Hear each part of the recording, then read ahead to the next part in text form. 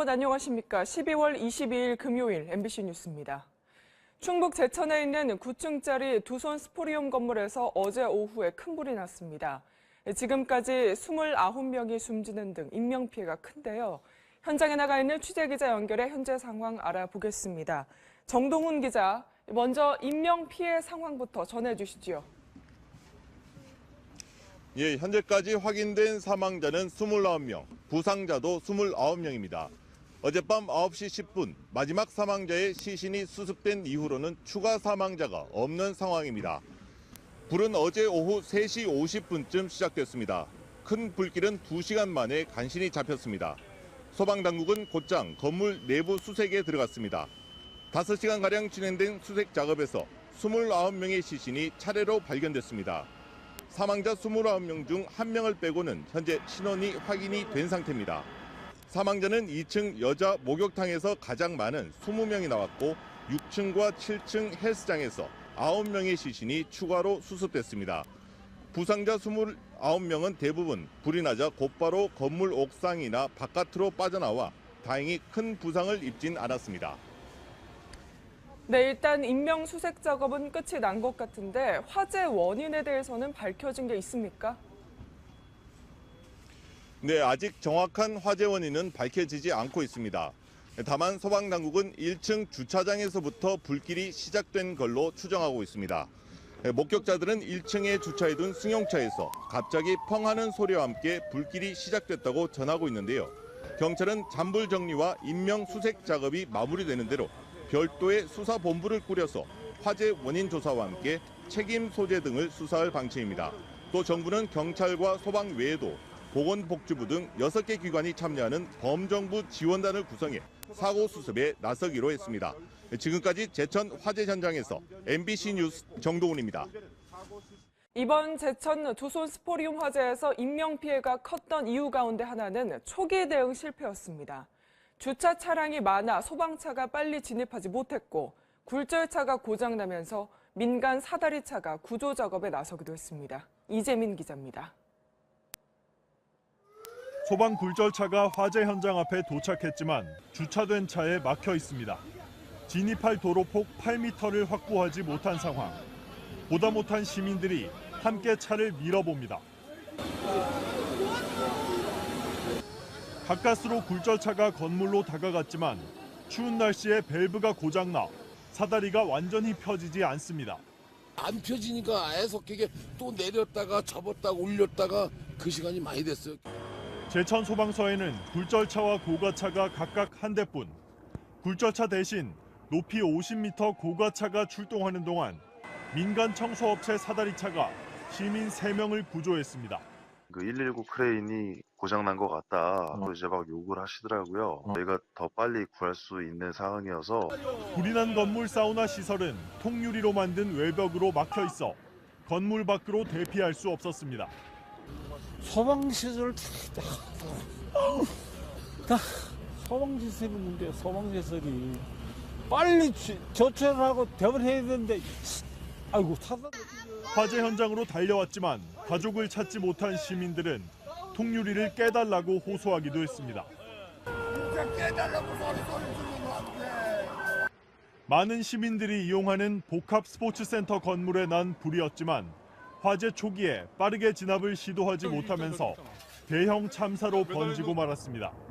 MBC 뉴스 이재문입니다. 계단 등 건물 중앙의 빈 공간으로 불길과 연기가 빠른 속도로 타고 올라갔는데요. 특히 화재에 취약한 마감재가 타면서 불길이 빠르게 확산된 것으로 보입니다. 김정원 기자입니다. 시커먼 연기가 쉴 새 없이 뿜어져 나옵니다. 건물 창문 곳곳에선 연기와 함께 불길이 타오릅니다. 1층에서 시작된 불은 삽시간에 건물 전체를 휘감았습니다. 목격자들은 화재 경보기가 울린 지 불과 몇 분 만에 창밖으로 이미 불길과 연기가 치솟았다고 말했습니다. 1층 쪽에서 처음에 나오더니만 뭐 이렇게 위로다가 조금씩 올라가더라고요. 그러더니 뭐 완전히 동시다발적으로 막 그 창문마다 막 연기가 나오더라고. 엘리베이터 승강로나 계단 등이 일종의 굴뚝 역할을 하면서 연기와 불길이 빠르게 번졌을 가능성이 있습니다. 불이 난 건물 외벽의 마감재로 쓰인 드라이비트도 화재가 번진 이유로 보입니다. 드라이비트는 스티로폼 같은 불에 잘 타는 소재 위에 시멘트를 덧칠한 건데 화재에 취약할 뿐만 아니라 유독가스까지 뿜어냅니다. 재작년 130여 명의 사상자를 낸 의정부 아파트 화재 당시에도 드라이비트가 외벽 마감재로 쓰이면서 화재를 키웠습니다. 1층 주차장이 의정부 아파트 화재 때처럼 외벽은 없이 기둥 구조로만 떠받치는 필로티 구조로 돼 있어 외벽을 타고 불길이 번졌을 가능성도 제기되고 있습니다. 지난해 건축법 개정 이후 새로 짓는 6층 이상 건물에는 사용이 금지돼 있지만 화재가 난 두손 스포리움은 법 시행 전인 2011년 7월에 준공돼 적용 대상이 아니었습니다. MBC 뉴스 김정원입니다. 인명피해는 특히 2층 사우나에서 집중됐습니다. 워낙 밀폐된 데다가 미로처럼 복잡한 구조여서 상황을 뒤늦게 판단한 이용객들이 변해당했습니다. 심충만 기자입니다. 화마에 뒤덮인 9층 건물은 1층 주차장과 2, 3층 사우나, 4층부터 7층이 헬스장, 8, 9층에 레스토랑이 입점한 다중 이용시설입니다. 전체 사망자 29명 가운데 유독 2층 사우나에서만 20명이 목숨을 잃었습니다. 환기가 어려운 통유리 구조여서 순식간에 유입된 까만 유독가스가 그대로 쌓여 시야를 가렸습니다. 여기에 라커룸 등의 내부 구조가 워낙 미로 같아 출구를 찾기도 어려운 데다 2명이 동시에 드나들기 힘들 만큼 비좁은 출입문이 유일한 탈출구였습니다. 입구 쪽이 좀 복잡한 느낌도 있긴 있었던 것 같아요. 거기 어때요? 좁나요? 좀 좁았죠. 넓은 그건 아니었죠. 폐쇄적인 사우나 특성상 바깥 상황을 일찍 알아채기 힘들어 초기 대피는 더 어려웠을 걸로 보입니다. 간이 사우나와 라커룸이 있는 헬스장도 비슷한 이유로 피해를 키웠을 걸로 추정됩니다. 지금 앞쪽에는 좀 창문이 그렇게 없습니다. 그래서 저희도 진입을 할 때에 2층에 있는 유리를 파손해서 진입을 했습니다. 해당 건물은 지난해 10월 소방당국의 마지막 시설 점검에서 별 문제 없이 통과했습니다. MBC 뉴스 심충만입니다. 비보를 접한 유족들은 주저앉아 오열했고 생사를 확인 못한 실종자 가족들은 밤새 발을 동동 굴렀습니다. 김대겸 기자입니다. 사고 소식을 듣고 한달음에 달려온 병원 안.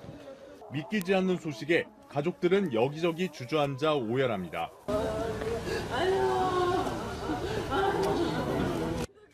대피할 수 있다며 괜찮을 거라던 동화가 유언이 될 줄 몰랐습니다. 그 아래측에서 불이 났으니까 걱정하지 마라, 여긴 불났다. 그러니까 내가 우르다 대피를 하겠다.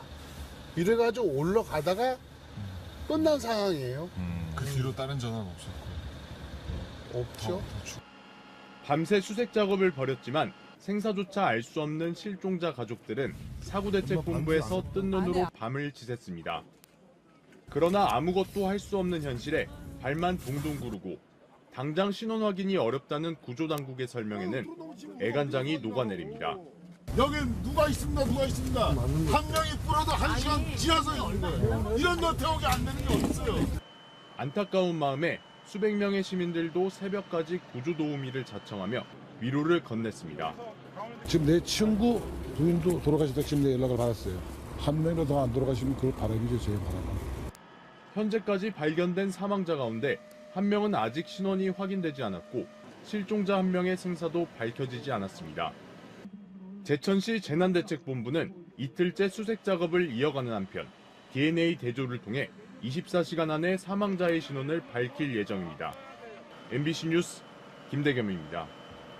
현지 시각으로 어제 오후 4시 반쯤 호주 멜버른 시내에서 SUV 차량 한 대가 인도로 돌진해 한국인 관광객 3명을 포함해 모두 19명이 다쳤습니다.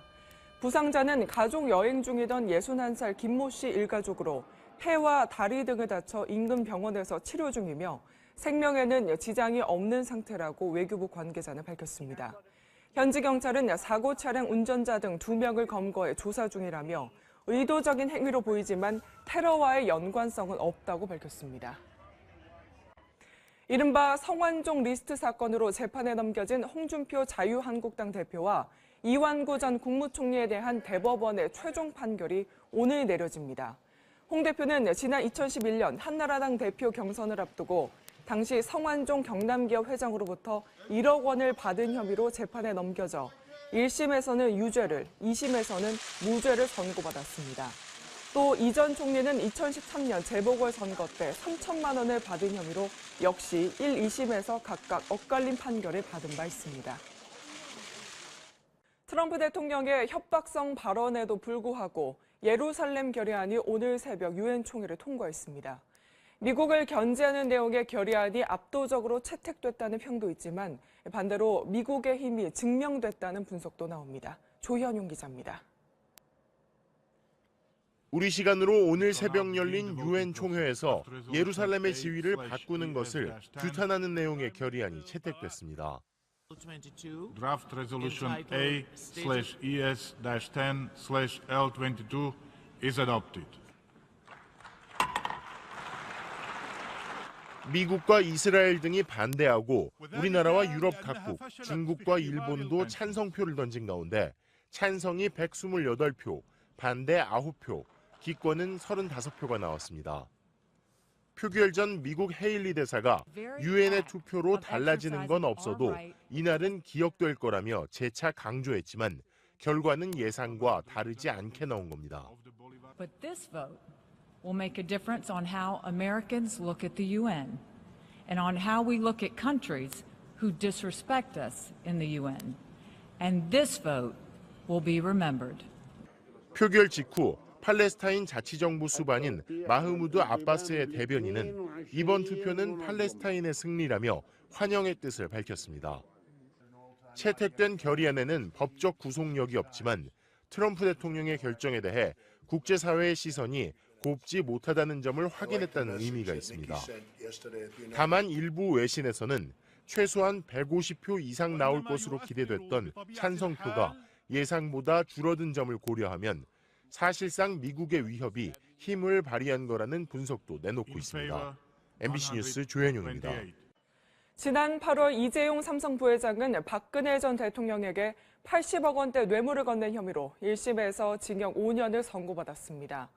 실제로 그룹 승계의 핵심이었던 삼성물산과 제일모직 합병 당시 공정위가 이 부회장 편을 들어준 사실이 재판에서 폭로되기도 했죠.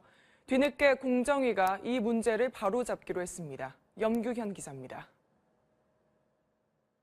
2년 전 삼성물산과 제일모직의 합병 당시 공정위 실무자는 삼성 SDI가 삼성물산의 주식 900만 주를 팔아야 한다는 의견을 냈습니다. 현행 공정거래법은 주식을 조금만 갖고도 꼬리물기 방식으로 그룹 전체를 지배하는 순환 출자를 막기 위해 계열사 지분 취득을 제한하고 있기 때문입니다. 하지만 이 의견은 막판에 묵살됐고 공정위는 삼성이 500만 주만 팔아도 된다며 이 부회장에게 유리한 해석을 내놨습니다. 공정위는 이런 지침에 칼을 댔습니다. 당초 실무진 원안대로 900만 주를 모두 팔도록 해석 규칙을 바로잡은 겁니다. 성공한 로비의 결과다. 확정 판결은 내려지지 않았습니다마는 공익을 보호하기 위해서 순환출자 해석 지침을 변경하는 게 옳다. 이에 따라 삼성 SDI는 삼성물산의 주식 404만 주, 시가 5,200억 원어치를 관련 규정 변경 이후 6개월 이내에 팔아야 합니다. 일단 전문가들은 상징적 의미일 뿐 이 부회장의 실질 지배력엔 큰 타격이 없을 것으로 보고 있습니다. 삼성물산은 지배주주가 39%의 지분을 보유하고 있는데 삼성 SDI가 보유한 지분 2.11%를 매각한다 하더라도 지배구조상에는 큰 변화가 없을 것으로. 삼성은 규칙이 바뀌면 법률 검토를 거쳐 적절한 대응을 하겠다는 원론적 입장만 내놨습니다. MBC 뉴스 염규현입니다. 여러분 안녕하십니까? MBC 뉴스입니다. 충북 제천 스포츠센터 화재로 모두 29명이 희생된 것으로 잠정 집계됐습니다. 경찰과 소방당국은 불이 어디서 왜 났는지 오늘 오전 정밀 조사에 착수했습니다. 현장에 나가 있는 취재기자를 연결합니다. 신정현 기자. 추가 피해자는 더 이상 발견되지 않은 겁니까?